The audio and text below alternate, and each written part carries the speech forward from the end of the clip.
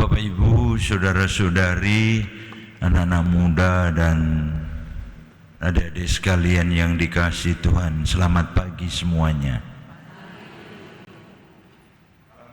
Yang ingat, moga-moga masih ada yang ingat, minggu kemarin kita merenungkan bersama soal kebahagiaan yang sesungguhnya, yang tidak di mana-mana tetapi sungguh sebenarnya sudah ada di dalam diri kita. Masih ingat? Syukur, puji Tuhan. Kalau nggak ingat ya, jadi kalau ada nyerempet sedikit tidak apa-apa. Hari ini kita diajak untuk melihat juga bukan kebahagiaan sejati saja, tapi iman yang sejati ya. Iman yang mungkin selama ini belum kita hayati sesungguhnya. Dalam bacaan pertama banyak contoh tentang wujud dari iman. Mau dikatakan bahwa beriman itu tidak melulu personal. Beriman itu tidak melulu urusan pribadi. Mungkin ritual-ritual, doa dan sebagainya mungkin bisa bersifat ya personal. Seperti tadi ada yang mengucap syukur karena doa ini, doa itu. Tetapi lalu wujudnya itu hampir tidak personal. Mewujudkan iman, mewujudkan yang dipercayai, yang diyakini, harus ditampakkan. Seperti ketiga bacaan, ajakan untuk menjadi garam, ajakan untuk menjadi terang ya. Garam itu yang merasakan siapa? Yang merasakan ya orang, tahu bukan? Garamnya tahu nggak bahwa dia asin? Tidak tahu. Mau asin sekali atau tidak sekali itu sedikit banyak yang tahu orang lain yang merasakan. Sama juga dengan cahaya. Cahaya itu bergunanya di luar dirinya. Bacaan-bacaan yang pendek tetapi menjadi sangat jelas apa yang harus kita kerjakan. Pertanyaan untuk mengantar lebih lanjut. Sesudah pulang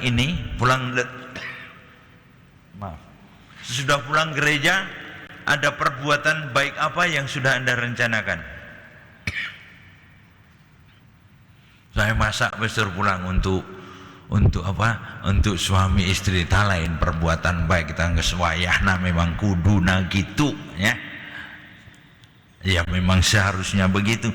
Bacaan pertama mungkin juga menjadi menarik untuk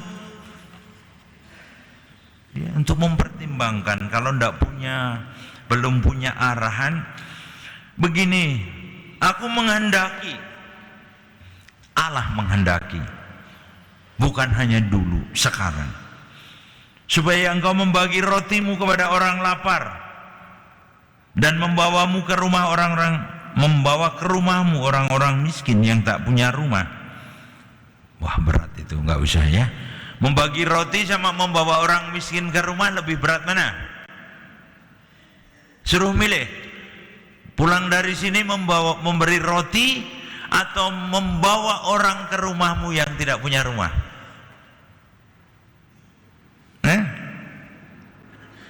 Aduh, hudang, bangun, sudah siang ini.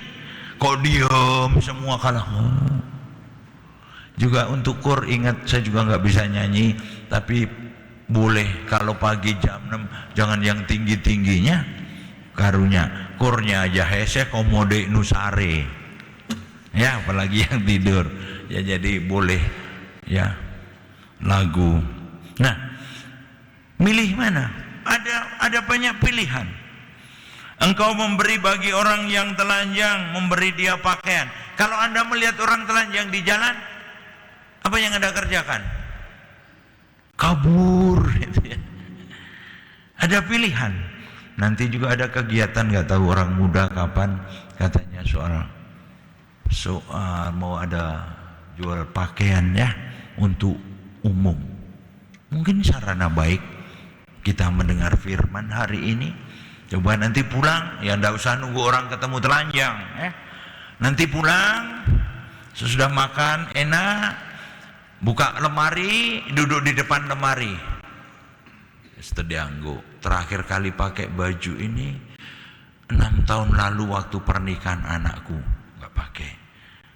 Lihat lagi, baju yang ini terakhir aku pakai waktu reuni 10 tahun lalu, nggak pakai. Ayo coba lihat hal yang sederhana. Dikatakan tadi, ketika lalu iman diwujudkan, kemudian terang kita menjadi nampak. Bukan untuk pamer, bukan untuk ria, tetapi mau dikatakan apa? Dijelaskan supaya sesudah kebaikan itu malah kita ditolong. Pada waktu kita mengeluarkan kebaikan-kebaikan dan ketika kita membutuhkan dan memohon kepada Tuhan, dikatakan, ini aku. Coba Bapak Ibu Saudara-saudari, kita sekarang ini merasa seringkali mau doa macam-macam ya, dikasih doa. Sering ditanya pastor, resep doa yang mujarab apa? Cespleng, jos. Ya, susah ya. Seringkali kita merasa segala macam daya. Tapi coba hari ini kita dengar, seandainya suatu saat kita datang dan kita memohon di hadapan Tuhan, lalu kita merasa Tuhan ada dan menjawab, ini aku. Coba rasanya gimana? Karena apa? Karena itu perwujudan dari tadi, iman yang dilaksanakan, iman yang diwujudkan, bukan hanya diamini imannya, tetapi diwujudkan, kemudian Tuhan hadir. Dan kebaikan kita bukan berhenti di kita, supaya orang lalu melihat kebaikan Tuhan di dalam Injil tadi, supaya terang Tuhan lalu dialami, supaya mereka lalu memuliakan Tuhan. Tidak berhenti kalau menerima kebaikan kita, lalu sujud-sujud kepada kita, lalu sampai memeluk-meluk kita, memohon-mohon, nuhun pisan, nuhun. Ente. Sesudah kita diterima kasih lalu semakin membusung. Enggak, bukan di kita. Bukan di kita. Kita mengalami menerimanya bukan saat diterima kasih. Saat kita lalu tadi dikatakan di bacaan pertama, saat kita lalu memohon kepada Tuhan dan merasakan, mengalami, Tuhan bilang, ini aku. Bukan saat kegiatan diwujudkan, heboh, semangat dipuji, doa halusnya bagus ya, kegiatannya hebat, diikutin banyak orang, semangat. Supaya apa? Supaya lalu merasa, entah dirinya, organisasinya, hebat. Ada di beberapa puluh tahun yang lalu saya mengikuti kegiatan. Orang mau kegiatan kemanusiaan sosial, tapi sibuk waktunya untuk apa? Membikin seragam yang supaya eye catching, sekali lihat kelihatan, nampak. Wah, ditulisin apa ya, bentuknya apa ya, ribut. Kaos saja, kaosnya pakai kerah atau tidak, polos atau berwarna, gambarnya siapa, segala macam. Supaya apa? Lalu berpusat di dalam diri. Tidak. Perbuatan baik kita bukan untuk pamer ya, supaya orang yang mengalami tadi lalu mereka mengalami berkat kasih Tuhan, lalu mengarahkan orang itu kepada Allah. Nah sekarang lalu wujud-wujud karya-karya kemanusiaan bisa di-create, bisa dibikin untuk apa? Untuk menarik anggota. Kemanusiaan supaya menarik anggota. orang berlomba-lomba melakukan aktivitas kemanusiaan supaya apa? Bukan supaya orang lalu mengalami belas kasih Allah, tetapi supaya orang lalu tertarik kepada kelompoknya. Hari ini kita diingatkan akan hal itu. Beriman mempunyai tadi berdimensi sosial dan juga privat. Seperti siapa? Seperti yang dikerjakan oleh Yesus Kristus. Bagaimana semakin taat kepada Allah, semakin diterima. Dan itu selalu disimbolkan di dalam salib. Ya, semakin mengakar ke dalam, semakin merah ke atas, dan semakin dialami oleh sesama. Dimensi horizontal, dimensi sosialnya saja. Kami kemarin pertemuan para pengurus teritorial di katedral, yang warga katedral, pengurus lingkungan, terima kasih yang sudah hadir, atau terima kasih juga yang mau melayani di lingkungan-lingkungan. Itu wujud dari itu. Pastor Leo salah satunya menceritakan pengalaman puluhan tahun yang lalu menggerakkan beliau untuk membentuk lingkungan.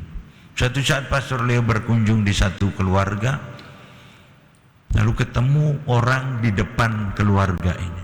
Pastor ngapain di situ? Tetangga ini yang didatangi Pastor Leo itu orang yang meninggal dunia. Yang bertanya ini orang Katolik, yang tidak pernah tahu bahwa tetangganya adalah Katolik, tidak pernah tahu tetangganya meninggal. Kita nggak nyalain yang mati nggak usah. Tapi yang hidup, ya mungkin jangan sampai. Lalu keprihatinan pastor itu kemudian membentuk lingkungan untuk supaya apa? Saling mewujudkan iman melihat di situ. Ya, semoga pengalaman pahit yang dialami pastor itu tidak terjadi di kita. Makanya kita diingatkan, keimanan kita tadi untuk apa? Bukan untuk kita saja. Untuk kita menjadi garam, menjadi terang, tidak usah diterangkan. Fungsi dua hal ini yang menjadi penting. Bukan untuk dirinya sendiri saja. Seringkali lampu bukan hanya untuk menerangi, tapi juga untuk memberikan peringatan. Dan ini mungkin sekali-kali juga tidak mudah memperingatkan orang. Mungkin seperti Paulus di dalam bacaan kedua, tidak dengan kata, tapi dengan perwujudan iman. Kita diminta untuk memberi peringatan kepada dunia ini dengan perbuatan. Pilih hal baik sekecil apapun. Tidak bisa seperti yang bacaan pertama, mungkin menjadi berat. Tetapi perbuatan kecil apa kita yang hari ini kita rencanakan yang berdampak untuk sesama? Enggak besar saya membantu orang tua saya, bukan itu. Karena jadilah garam dan terang. Gusti Nu Agung sare kabeh sakali dai hudang. Garam dan terang tak dunia, lain garam dan terang keluarga. Lebih luas. Hanya mengingatkan saja. Ya, moga-moga karena terkesima dengan firman Tuhan yang kita dengar tadi, ya membawa Anda ke kedalaman. Ya, semoga sunyinya miza ya, tidak mengurangi, bukan karena kuat kuasa kita, tapi semoga firman itu masuk di dalam diri Anda. Kalau mendengarnya pelan-pelan, sepoi-sepoi, kan malah lebih masuk kan? Benar? Ya, nyecep ya, masuk pelan-pelan, keluarnya cepat. Ya, moga-moga bacaan hari ini boleh memberi inspirasi kita, menyegarkan kita, menyemangati kita untuk menjalani hidup kita apapun itu. Semoga. Amin. Kalau amin boleh serentak ya. Amin. Nah, soalnya senang angges itunya. Bapak Ibu saudara-saudari, di dalam kelemahan kita, mari kita juga mempercayai firman yang kita dengar dan ajaran yang juga kita dengar. Kita bangkit berdiri, kita bersama-sama ungkapkan syahadat iman kita.